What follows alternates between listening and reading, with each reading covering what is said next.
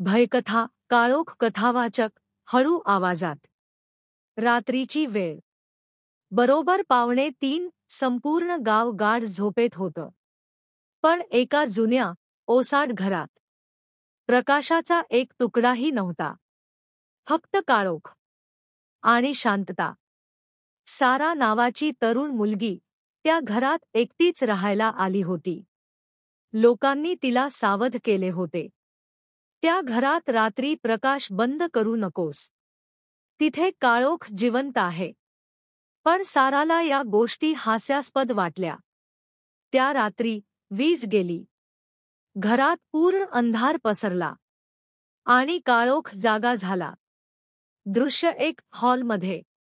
दूर कुजबूज ऐकू येते. ये, मला पाह.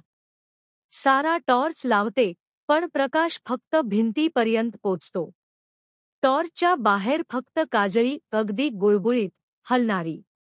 अचानक भिंतीवरून काळोख चालायला लागतो. तो फक्त सावली नव्हता. तो तिच्याकडे सरकत होता. दृश्य 2. जिन्याजवळ. सारा भीतीने वर धावते. तिच्या प्रत्येक पावलामागे काळोख पसरत जातो. जिन्याच्या टोकाला पोचल्यावर तिला एक छोट खिडकीचा प्रकाश दिसतो.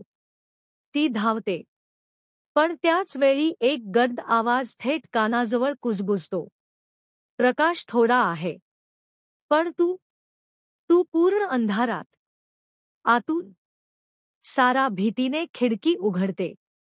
प्रकाश आत येतो. पण काळोख थांबत नाही. दृश्य 3. अंतिम क्षण.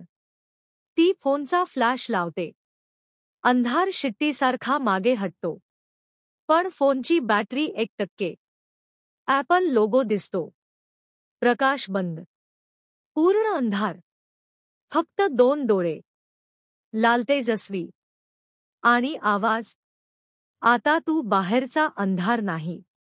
काळोख तुझ्यात आहे. क्षणभर शांतता. आणि मग जोरात दरवाजा आपटल्याचा आवाज. सारा दुसऱ्या दिवशी सकाळी सापडली नाही. फक्त तिच्या खोलीत लिहिलेलं एक वाक्य. प्रकाश हाक मारतो. पण काळोख उत्तर देतो. कथावाचक, हळू आवाजात. आजही त्या घराजवळून गेलात तर कोणीतरी हळूच कुजबुजेल. लाईट बंद करू नका. कारण काळोख अजूनही वाट बघतो आहे.